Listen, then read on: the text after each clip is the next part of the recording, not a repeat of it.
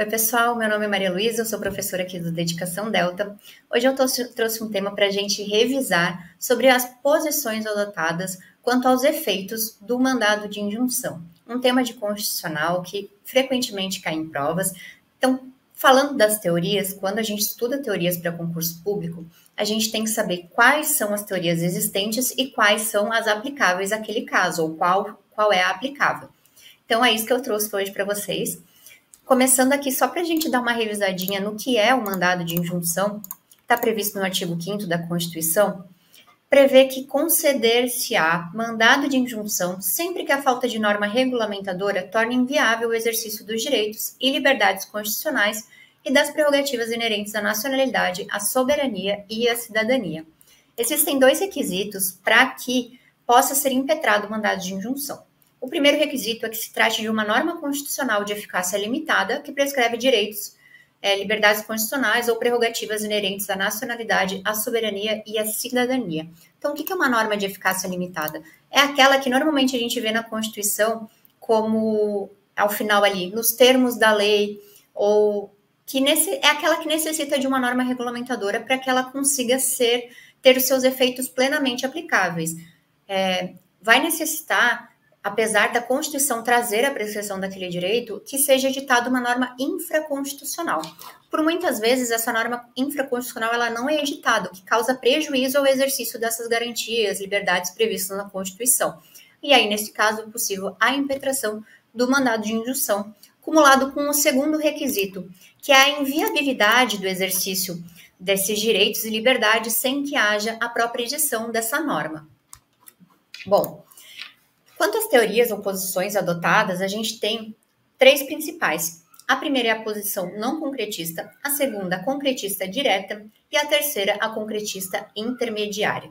Essas duas últimas, quanto aos efeitos que recaem sobre os indivíduos, ela pode ser uma decisão geral, coletiva ou individual, e agora, mais para frente, a gente vai ver o que cada uma significa.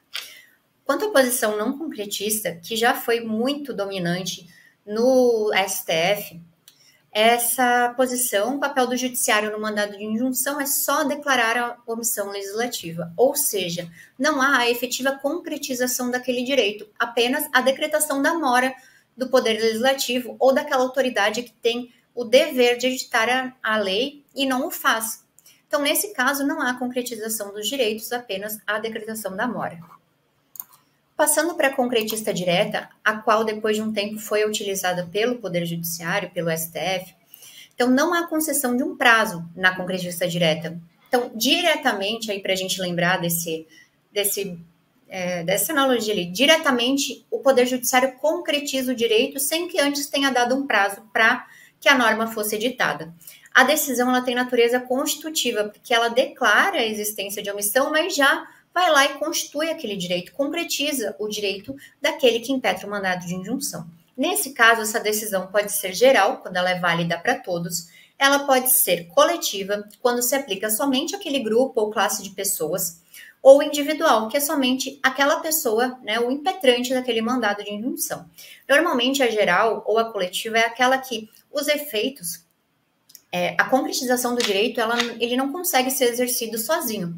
E isso a gente pode ver, deixa eu passar para o próximo aqui, ó, que o STF, na questão da greve, já adotou a teoria concretista geral, porque uma pessoa sozinha ela não pode exercer o direito de greve. E aí, o STF adotou a teoria concretista, declarando a mora legislativa e decidiu que fosse aplicado por analogia a todos os servidores públicos a Lei 7.783, que versa sobre a greve dos seletistas, enquanto o poder público não edite a lei que regulamente a greve dos servidores públicos. Então, nesse caso, foi um impetrante, né, um grupo de pessoas que impetrou o mandado de injunção, mas os seus efeitos foram erga omnes, em razão da necessidade da questão que não consegue uma pessoa concretizar esse direito de greve sozinha, né? É necessária uma coletividade de pessoas. Aí houve essa mudança da posição não concretista para a concretista direta. E quanto à concretista intermediária? É aquele conjunto, né? Primeiro, a fixação de um prazo pelo Poder Judiciário e caso aquele prazo não seja cumprido, seja desrespeitado, o Poder Judiciário vai lá e concretiza o direito. Então, permanecendo a inércia do Poder Legislativo ou daquela autoridade que é a responsável por editar o ato, o Judiciário vai lá e concretiza aquele direito, mas primeiro há a fixação de prazo. E qual que é a posição adotada? Bom, a lei do mandado de injunção, que é a Lei 13.300, ela adota em regra a teoria concretista intermediária. A um reconhecido estado de mora legislativa, será deferida a injunção para determinar prazo razoável para que o impetrado promova a edição de norma regulamentadora. Então, primeiro, se faz essa determinação de prazo. E aí, o inciso segundo, estabelecer as condições em que se dará o exercício dos direitos, das liberdades ou das prerrogativas dos reclamados ali, se for o caso, as condições em que poderá o interessado promover ação própria, visando a exercê-los caso não seja suprida a mora legislativa no prazo determinado. Então, a regra dessa lei é a teoria concretista intermediária. Acabei não colocando aqui, mas só uma exceção dessa norma, dessa lei do mandado de injunção, é que nos casos em que em outro mandado de injunção aquela mesma autoridade já houver descumprido o prazo, vai se aplicar a teoria concretista direta, caso em que o poder poderá, mesmo sem a decretação de um prazo, né, aquela possibilidade de prazo novo para a autoridade ou para o poder legislativo, o Poder Judiciário poderá concretizar o direito diretamente, mas a regra da lei é a teoria concretista intermediária. Bom, gente, um breve resumo dessas partes de teorias que eu acho que é importante a gente saber todas elas, os seus efeitos, qual foi a posição dominante por um tempo, que foi a não concretista. As decisões ali eu coloquei no slide sobre as decisões que já foram adotadas quanto à concretista direta, então é importante a gente saber qual mandado de injunção foi aplicado, né?